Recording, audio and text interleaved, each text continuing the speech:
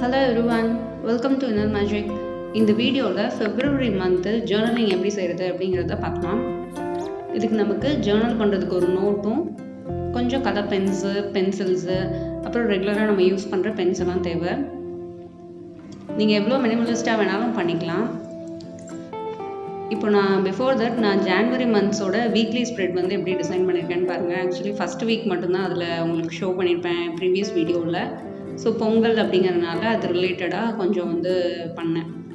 இப்போ பிப்ரவரி வந்து ஒரு ஹார்டன் போட்டுட்டு அந்த தீமில் வந்து ஃபுல்லாகவே ஸ்ப்ரெட் வந்து நம்ம டிசைன் பண்ணலாம் அப்படின்னு பார்த்தேன். ஸோ அன்புன்னு வரும்போது எல்லாருமே வந்து அன்புக்காகவும் ஒரு அக்கறைப்படணும், நம்ம மேலே வந்து எல்லாருமே வந்து ஒரு கேர் பண்ணணும் அப்படின்னு சொல்லிட்டு தான் ஆசைப்படுவோம். ஸோ லவ்ங்கிறது வெரி வெரி இம்பார்ட்டன்ட். அதுலேயும் ரொம்ப இம்பார்ட்டன்ட் வந்து என்னன்னு பார்த்தீங்கன்னா செல்ஃப் லவ் தான்.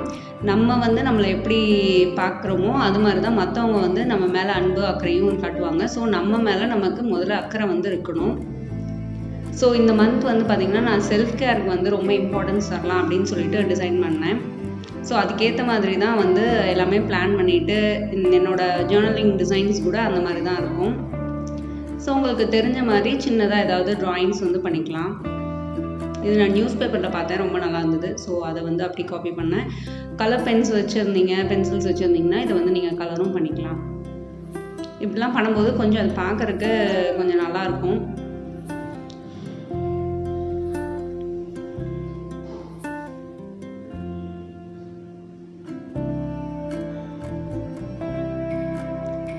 இப்போ பிப்ரவரி மந்தோட கேலண்டர் வந்து வரைஞ்சிக்க போகிறோம். நான் வந்து மண்டேலேருந்து தான் எப்போயுமே வந்து ஸ்டார்ட் பண்ணுவேன். ஸோ மண்டேலேருந்து சண்டே வரைக்கும் இருக்கும். அதுக்கேற்ற மாதிரி டேட்ஸ் வந்து எழுதிக்கோங்க. யாருக்காவது பர்த்டே, வெட்டிங் டே அந்த மாதிரி ஏதாவது இருந்ததுன்னா அதை நம்ம வந்து பிகினிங்கே வந்து போட்டு வச்சிட்டோம்னா நமக்கு ஞாபகமாக இருக்கும். நமக்கு ஏதாவது அப்பாயின்மெண்ட்ஸ் அதெல்லாம் இருந்ததுன்னா நீங்கள் வந்து மறக்காமல் நோட் பண்ணி வச்சுக்கோங்க. நான் இதெல்லாமே வந்து பென்சிலில் தான் ஸ்கெட்ச் பண்ணுறேன். நீங்கள் ஸ்கெட்ச் பண்ணிருந்ததுன்னா அதில் கூட நீங்கள் பண்ணிக்கலாம். இந்த மந்த் நான் சொன்னேன் இல்லையா, செல்ஃப் கேர் வந்து நம்ம பண்ணணும், செல்ஃப் லவ் வந்து ரொம்ப இம்பார்ட்டன்ட். ஸோ அதை வந்து மைண்ட் பண்ணுற மாதிரி ஒரு செக்லிஸ்ட் வந்து ரெடி பண்ணேன். ஒரு 24 டேஸுக்கு வந்து நம்ம பண்ணுற மாதிரி ஒரு சின்ன செக்லிஸ்ட்டு. நீங்கள் வந்து அது உங்களோட இஷ்டம் தான். அதாவது நோ குக்கிங் டே, அப்புறம் ஏதாவது ஃபேவரட் மூவிஸ் பார்க்குறது, கிட்ஸோட டைம் ஸ்பெண்ட் பண்ணுறது, ஃபேமிலி டைம் ஸ்பெண்ட் பண்ணுறது, ஏதாவது ஃபேவரட்டான ஃபுட் வந்து சாப்பிட்றது, அந்த மாதிரி உங்களுக்கு ஏதாவது ரொம்ப நாளாக பண்ணணும்னு சொல்லிட்டு நீங்கள் ஆசைப்பட்டிருப்பீங்க இல்லையா, அந்த மாதிரி விஷயங்கள்லாம் வந்து இதில் நம்ம நோட் பண்ணி வச்சுக்கலாம். ஃபஸ்ட்டு நோட் பண்ணிக்கோங்க எந்த டே வந்து நம்ம அதை பண்ணலாம் அப்படிங்கிறத லேட்டராக வந்து டிசைட் பண்ணிக்கலாம். நான் பார்த்தீங்கன்னா நோ குக்கிங் டே எழுதியிருக்கேன். வாட்சிங் கே ட்ராமா, அதாவது ஒன் டே வந்து ஃபுல்லாகவே கே ட்ராமா பார்க்குற மாதிரி. No work day. அதுக்கப்புறம் நான் என்னென்னலாம் பண்ணணும்னு நினச்சிருப்பேன், பட் அதனால எனக்கு சம்டைம்ஸ் அது வந்து பண்ண முடியாமலே இருக்கும். ஒரு பெடிக்யூர், மெனிக்யூர் எதாக இருந்தாலுமே, ஒரு ஃபேஷியல் எதுவுமே நம்ம வந்து செய்யணும்னு நினச்சிட்டு இருப்போம். ஆனால் நமக்குன்னு நம்ம வந்து டைம் ஸ்பெண்டே பண்ணியிருக்க மாட்டோம் இல்லையா. அந்த மாதிரி விஷயங்கள் எல்லாம் வந்து நம்ம நோட் பண்ணி வச்சுக்கலாம். நோட் பண்ணி வச்சுட்டு நமக்கு அந்த மந்தில் எப்போ முடியுதோ அப்போ வந்து நம்ம பண்ணலாம். ஸோ நான் வந்து இப்போ இங்கே எழுதிட்டேன். அது ரிலேட்டடாக ஏதாவது ஒரு சின்ன ட்ராயிங் வந்து பண்ணுறேன். பிகாஸ் நான் வந்து அதை என்னைக்கு பிளான் பண்ணணும் அதை நம்ம கேலண்டரில் வந்து போட்டுக்கலாம் அப்படின்னு சொல்லிட்டு ஐடியா. ஏன்னா வந்து நான் அப்படியே என்டையராக எழுதுனேன்னா அந்த கேலண்டர் அந்த இது வந்து ஃபில் ஆயிரும். ஸோ ஒரு பிக்சர் மாதிரி போட்டுட்டேன்னா இதை நான் கம்ப்ளீட் பண்ணிட்டேன்னா நான் வந்து அங்கே எழுதுகிற மாதிரி பிளான் பண்ணியிருக்கேன். Next habit tracker. நம்ம வந்து எந்த விஷயத்தில் இம்ப்ரூவ்மெண்ட் ஆகணும் அப்படின்னு சொல்லிட்டு நினைக்கிறோமோ அதை வந்து நம்ம ட்ராக் பண்ண ஆரம்பித்தாலே நம்ம அதில் ஒரு நம்ம வந்து ஃபார்வர்டாக அதை வந்து போயிட்டுருக்கோம். ஸோ அதில் ஏதாவது ஒரு இம்ப்ரூவ்மெண்ட்டும் நமக்கு வந்து தெரியும். நம்ம வந்து பண்ணுறோமா பண்ணலையாங்கிறத ஒரு ட்ராக் பண்ணோன்னா ஈஸியாக வந்து அதை அச்சீவ் பண்ண முடியும். So personal, professional and family அப்படின்னு சொல்லிட்டு 3 ட்ராக்கர் வச்சுருக்கேன். அந்த 3 விஷயங்கள் வந்து நான் ட்ராக் பண்ணுற மாதிரி பிளான் பண்ணியிருக்கேன். இதுவும் மண்டேலேருந்து ஸ்டார்ட் ஆகிற மாதிரி தான். நீங்கள் டேட் வந்து எழுத வேண்டாம். ஜஸ்ட்டு நீங்கள் அந்த க்ராஸ் பண்ணிங்கனாலே போதும், அதை பண்ணினீங்களா பண்ணலையா அப்படிங்கிறத. நீங்கள் என்னென்ன விஷயம் ட்ராக் பண்ணணும்னு நினைக்கிறீங்களோ அதை வந்து இங்கே எழுதிக்கோங்க.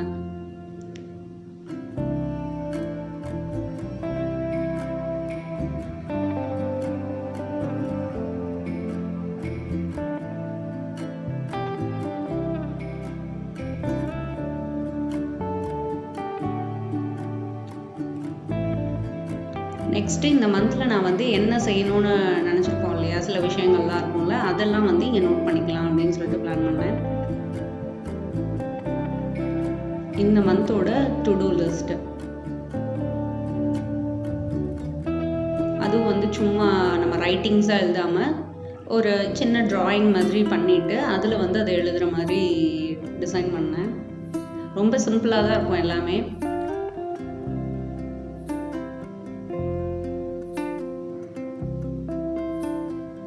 நீங்கள் ஸ்டூடெண்ட்டாக இருக்கலாம், இல்லைன்னா ஒரு ஹவுஸ் ஒய்ஃப், இல்லைன்னா ஒர்க் பண்ணுறவங்க யாராவது வேணால் இருக்கலாம். நீங்கள் எதெல்லாம் இந்த மந்த் வந்து ரொம்ப இம்பார்ட்டன்ட் பண்ணணும் அப்படின்னு சொல்லிட்டு நினைக்கிறீங்களோ அதெல்லாம் எழுதிக்கோங்க. நான் வந்து புக்ஸு, யூடியூப்பில் வீடியோஸ் போடணும், அது கொஞ்சம் ஏர் கேர் பண்ணலான்னு இருந்தேன். ஸோ ஏர் பேக் என்னென்ன போடணும், வாட்ச் ஏதாவது சீரியல் சம்திங் ஏதாவது வாட்ச் பண்ணணுன்னா அது என்னது, ப்ரையாரிட்டிஸ், அப்புறம் வீட்டில் வந்து ஏதாவது வேலைகள் இருக்கும் இல்லையா, அந்த மாதிரி ஒர்க்ஸ் ஏதாவது இருக்கா அப்படின்னு சொல்லிட்டு இந்த விஷயங்கள் தான் வந்து நான் டு டூ லிஸ்ட்டில் வந்து போட்டிருக்கேன். ஜஸ்ட் அப்படியே எழுதாமல் அதுக்கு ஒரு மீனிங்ஃபுல்லாக ஒரு ட்ராயிங் மாதிரி பண்ணிவிட்டு நம்ம எழுதுனா அது அந்த பேஜ் வந்து பார்க்க ரொம்ப நல்லாயிருக்கும் இல்லையா, அதனால் இந்த இது பண்ணேன். நீங்கள் ஜேர்னலிங் பண்ணுறதுக்கு ஒரு ஜஸ்ட் ஃபியூ மினிட்ஸ் வந்து ஸ்பெண்ட் பண்ணிங்கன்னா போதும். டெய்லி என்ன பண்ணோம் பண்ணல அப்படின்றத நீங்கள் மானிட்டர் பண்ணுறதுக்கு. டைரிக்கும் ஜேர்னலுக்கும் நிறைய வித்தியாசம் இருக்குது. நீங்கள் டைரியில் என்ன நடந்ததுன்னு எழுதுவீங்க, பட் ஜேர்னலிங் வந்து அப்படி கிடையாது.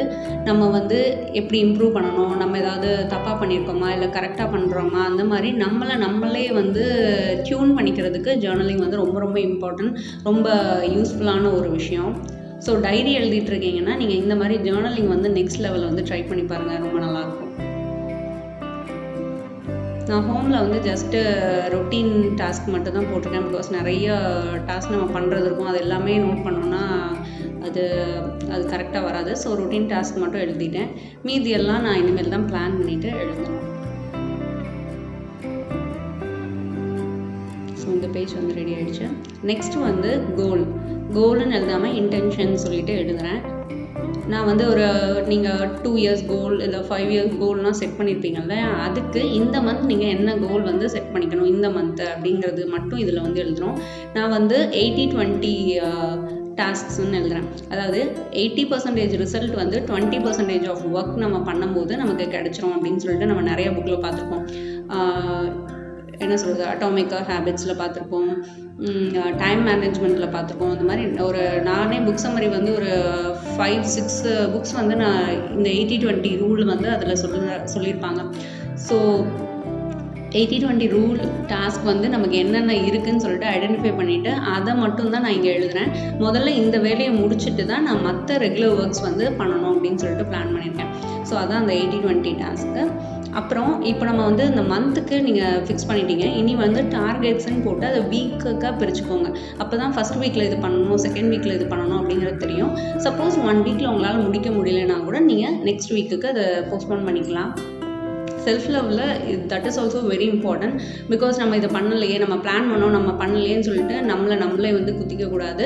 நம்ம வேறு ஏதாவது ஒர்க்கில் இருந்திருப்போம், அதனால தான் நம்மளால் பண்ண முடியாமல் இருந்திருக்கும். ஸோ கொஞ்சம் நமக்கு வந்து கேர் பண்ணணும். பரவாயில்ல நெக்ஸ்ட் வீக் பண்ணு அப்படின்னு சொல்லிட்டு நம்மளே வந்து நமக்கு ஒரு செல்ஃப் டாக் வந்து கொஞ்சம் ஒரு அன்பாக நம்ம வந்து நமக்கே சொல்லிக்கிறது ரொம்ப ரொம்ப இம்பார்ட்டன்ட். இன்னொரு விஷயம், நம்ம வந்து நம்ம அன்பாக இருக்கணும் அப்படின்னு சொல்லிட்டு 5 o'clock எந்திரிக்கணும்னு நினச்சிருக்கோம். மனசு வந்து இல்லை இன்னும் கொஞ்ச நேரம் தூங்கு அப்படின்னு சொல்லுவோம். உடனே ஓகே செல்ஃப் லவ் நம்ம தூங்கலாம் அப்படின்னு சொல்லிட்டு நம்ம போகக்கூடாது. நம்மக்கிட்ட இந்த மாதிரி விஷயங்கள்லாம் ரொம்ப ஸ்ட்ரிக்டாக இருக்கணும். அதாவது ஃபிட்னஸ் ஆகட்டும், இல்லை நம்ம சாப்பிட்ற சாப்பாடு, தூங்குறது, ஹேபிட்ஸ், குட் ஹேபிட்ஸ், இதுலலாம் வந்து நம்ம கொஞ்சம் ஸ்ட்ரிக்டாக இருக்கணும். அப்படி ஸ்ட்ரிக்டாக இருந்தால் தான் நம்ம நல்லது பண்ணிக்க முடியும். இந்த self care and self love வந்து கொஞ்சம் நீங்கள் வந்து கேர்ஃபுல்லாக தான் இது பண்ணணும். அதாவது ஒரு ஃபேவரட் மூவி பார்க்குறது, இல்லை உங்களுக்குன்னு கொஞ்சம் மைண்ட் டைம் ஸ்பெண்ட் பண்ணுறது, மியூசிக் கேட்குறது, இதெல்லாம் வந்து கண்டிப்பாக வந்து செல்ஃப் லவ்வில் வரும். இந்த கொஞ்சம் அசால்ட்டாக இருக்குது, சோம்பேறித்தனமாக இருக்குது, அதெல்லாம் வந்து நம்மளே என்கரேஜ் பண்ணிக்கக்கூடாது. ஸோ ஃபஸ்ட் வீக்கோட இது வந்து நான் செட் பண்ணிட்டேன். வீக்லி ஸ்ப்ரெட் வந்து நீங்கள் வந்து தனியாக மண்டே, டியூஸ்டே, வெனஸ்டே அப்படின்னு போட்டிங்கன்னா அந்த மண்டேயில் பண்ண முடியாது. டியூஸ்டேக்கு போகும்போது மறுபடியும் ஒரு தடவை எழுதணும். நீங்கள் இந்த மாதிரி ரோலிங் வீக் ஸ்ப்ரெட்டுன்னு சொல்லுவாங்க. நீங்கள் இந்த மாதிரி எழுதிட்டிங்கன்னா மண்டே உங்களால் பண்ண முடியலன்னா பென்சிலில் லேசாக ரப் பண்ணிவிட்டு அதை வந்து டியூஸ்டேக்கு வந்து நீங்கள் ட்ராக் பண்ணுற மாதிரி பார்த்துக்கோங்க. ஓகே, என்னோடய ஃபெப்ரவரி மந்த் வந்து நான் ரெடி பண்ணிட்டேன். ஓவர்வியூ பாருங்கள் எப்படி இருக்குன்னு. கண்டிப்பாக நீங்களும் வந்து இந்த மாதிரி டிசைன் பண்ணி பாருங்கள். எப்படி இருந்தது அப்படின்னு சொல்லிட்டு எனக்கு ஃபீட்பேக்கும் வந்து கொடுங்க. Thank you, bye bye.